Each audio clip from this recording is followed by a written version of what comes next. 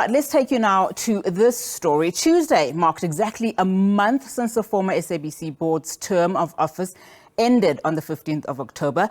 The public broadcaster has been without a board ever since. Now, this comes as the parliamentary process to recommend the 12 most suitable candidates for appointment by the president to serve on the board has been delayed. Now, the delay has been caused by the state security agency's slow vetting of the shortlisted candidates who were interviewed for the board vacancies in September already. It stalled the Sub-Communications Committee's deliberations to choose the best candidates. Now, let's discuss this. We're now joined via Zoom by Uyanda Siyotula, SOS Support Public Broadcasting Coalition's National Coordinator. Uyanda, thank you so much for your time this afternoon. Well, a month later, SABC is still without a board. We, of course, understand this is a vetting process as being done by the state security, agency. But talk to us about the implications that this will have then on the public broadcaster, particularly if you recall that, it was trying to clean house and fix some fundamentals within. Good afternoon, Unati, and thank you very much for having us. Yes, unfortunately, we have been without a board at the SABC for over a month now. It's actually been a month and 3 days. And just before I can even, get into, the detriments of not having a board at the SABC, I think it is important to mention that we are where we are today because as much as now we are blaming the states, the SSA for delaying the vetting, but it is actually Parliament which, started these processes late because then would have had time to actually, make allowance for the vetting process.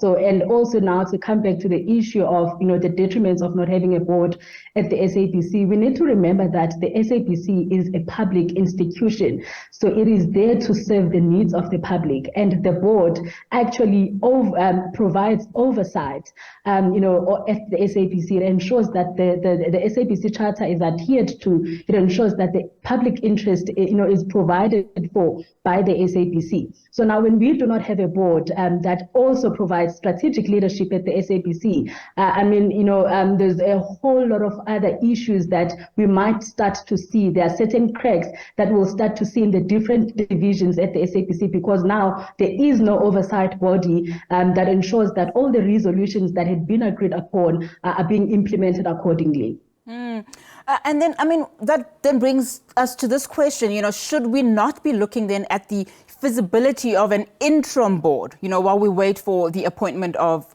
an official board?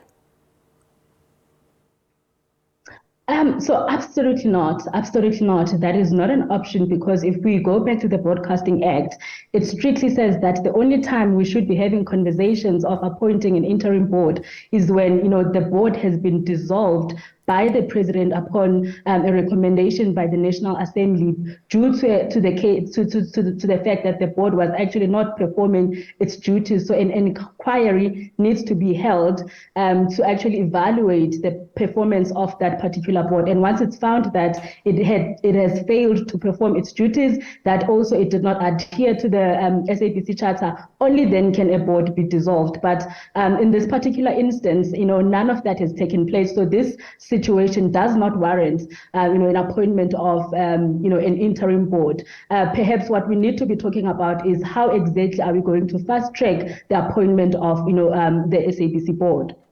And as you rightfully say, the issue of corporate governance and stability for any organization, especially this one, are just, some of the fundamentals that all companies need to have entrenched, especially given the level of non-compliance, the vacancy of a board poses, particularly because of its oversight role. And also, if you look at some of the findings, from the Auditor General in the annual report of 2022. So what then should be the immediate next steps?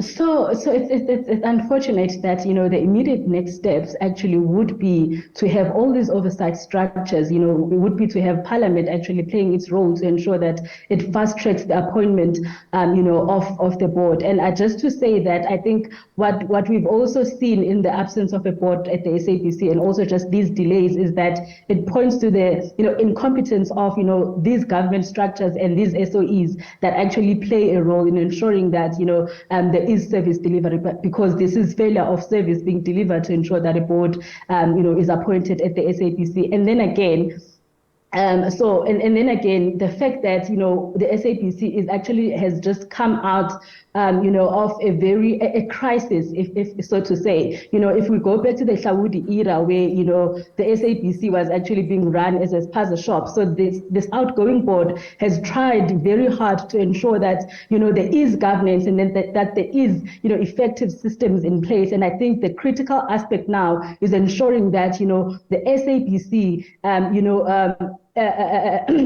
the SABC actually finds a way to, ensure that it becomes a financially stable institution. And I think that's the critical aspect that is now being put on hold as we do not have a board, because that incoming board needs to ensure that it finds a way to, and strategies to ensure that, the SABC becomes financially viable. As an institution yourself, as a body, what are you hoping will then happen to drive change in the public broadcaster, particularly once that vetting process is complete and once the board is then instituted? What are you hoping to see over the next 12 months, let's say?